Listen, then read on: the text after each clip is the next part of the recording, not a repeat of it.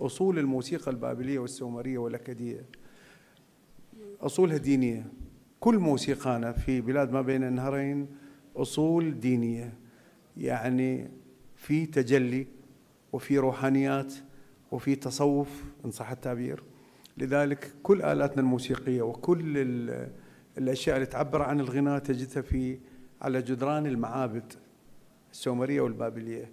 هذا يعني أن الغناء كان وسيلة للتعبد، لمحاكاة الآلهة، وسيلة للتجلي، وسيلة للخضوع للآلهة أو التوسل فيها حتى يحذر أو يبعد الشر القادم منها، إن كانت الشمس أو إن كانت نار أو هكذا.